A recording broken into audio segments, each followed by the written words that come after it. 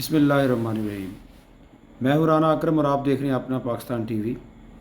नाज़रीन, सच और झूठ की एक जंग जारी है और सच ये है कि हम कोफा में रहते हैं।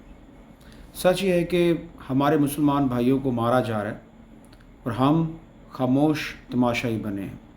सच ये है कि 57 इस्लामिक कंट्री सब के सब तमाशाई हैं और कोई भी एक मुसलमान को जब तकलीफ़ पहुंच रही है दूसरा मुसलमान उसकी हेल्प करने के लिए तैयार नहीं है।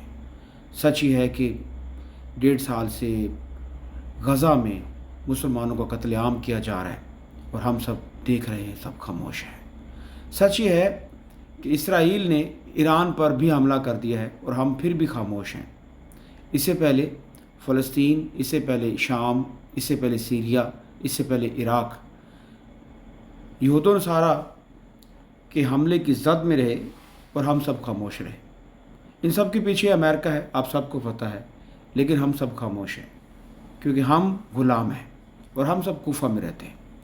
कोफा में भी ऐसे ही हुआ था, सेम जैसे आज हो रहा है कि सब मुसलमानों को मारा जा रहा था, मुसलमानों को शहीद किया जा रहा था।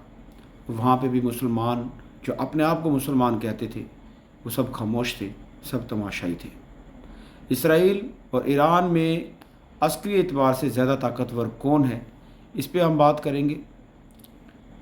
इसराइल ने जुमे की अलल सुबह ईरान में जौहरी व फ़ौजी अहदाफ़ को निशाना बनाने का ऐलान करते हुए कहा कि ये हमले तब तक जारी रखे जाएंगे जब तक इसराइल की बका के लिए मौजूदा ख़तरा ख़त्म नहीं हो जाता।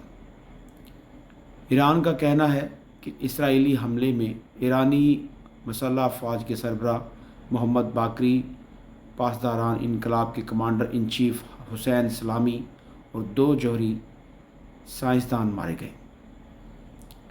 ईरान की मसल्ह अफ़वाज के एक तर्जमान ने कहा कि इसराइल और अमेरिका को इन हमलों की भारी कीमत चुकाना पड़ेगी, जबकि ईरान के सुप्रीम लीडर आयतुल्लाह ख़ामनाई का कहना है कि इन हमलों से इसराइल की कभी फितरत का पता चलता है और ये कि ये हमले करके इसराइल अपने के लिए तल्ख़ किस्मत का इंतखाब कर रहा है जिसका सामना उसे करना पड़ेगा।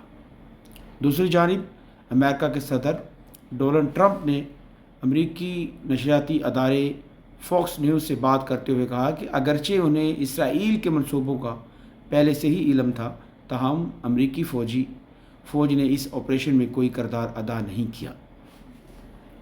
अच्छा नाज़रीन, ये तो सुबह की खबर है। अब शाम को अमेरिका क्या कह रहा है वो भी हम आपको दिखाना चाहते हैं।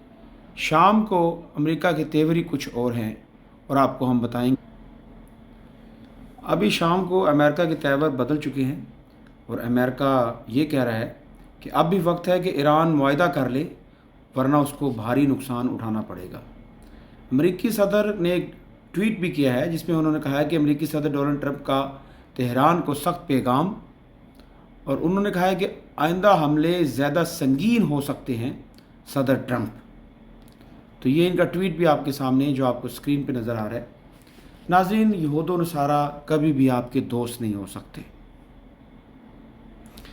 ये मैं नहीं कहता, ये कुरान का फ़ैसला है और आप इनको दोस्त बना के बैठे हैं, आप इनको दोस्त समझते हैं, ये कभी भी आपके दोस्त नहीं हो सकते। और मुसलमानों की पसमानदगी और मुसलमानों की जो ज़िल्लत और मुसलमानों की रसवाई का सबसे बड़ा सबब ही यही है कि हमने यहूद व नसारा को अपना दोस्त समझ लिया है।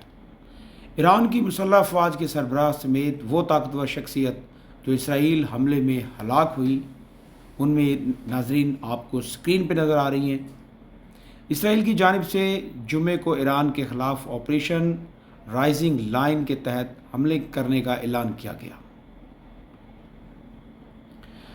जिसमें उसके मुताबिक ईरान के फ़ौजी जौहरी अहदाफ़ को निशाना बनाया गया। इन हमलों में हलाक होने वाली आला फ़ौजी क़यादत के नाम पर ईरानी सरकारी मीडिया पर नशर होना शुरू हुए तो इसराइल के इस ऑपरेशन की वसअत के बारे में अंदाज़ा होना शुरू हुआ। इस हमले में न सिर्फ ईरानी फ़ौज के सरबराह जनरल बाकरी हलाक हुए बल्कि पासदारान इनकलाब के कमांडर्स इन चीफ हुसैन सलामी समेत मुतअद्दिद आम जौहरी सियासतदान भी मारे गए। سائنسدان بھی مارے گئے۔ اگرچہ ایران کے رہبر اعلیٰ آیت اللہ خامنائی نے اپنے پیغام میں کہا کہ ان افراد کے جانشین اور ساتھی فوری طور پر اپنی ذمہ داری سنبھال لیں گے، لیکن ظاہر ہے کہ ان افراد کے ہلاک ہونے سے بلا شبہ ایران کو دھچکا پہنچے گا۔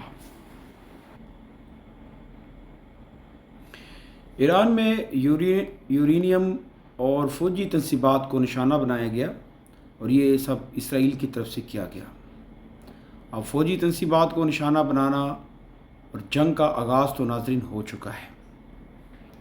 اب اس جنگ میں نیکسٹ کیا ہونے جا رہا ہے، کیا ہوگا، آئی ڈونٹ نو، پر میں اتنا ضرور کہوں گا کہ مسلمان جو ہیں وہ سب کے سب خاموش تماشائی ہیں اور کفار سے ڈرتے ہیں، کفار کے غلام ہیں، کفار سے قرض لیتے ہیں، کفار کے سامنے سر اٹھا کے نہیں چل سکتے۔ یہ ایک مسلمانوں کی پسماندگی ہے، اور مسلمان جب تک ایک نہیں ہوں گے یہ سٹیپ بائی سٹیپ حملے ہوتے رہیں گے، کبھی عراق پر، کبھی شام پر، کبھی سیریا پر، کبھی فلسطین پر، اور اب ایران کا نمبر بھی لگ چکا ہے۔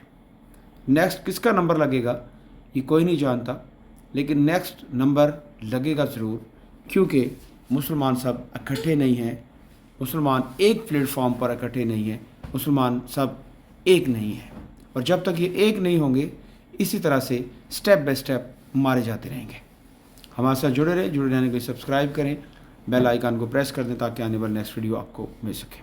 اللہ حافظ۔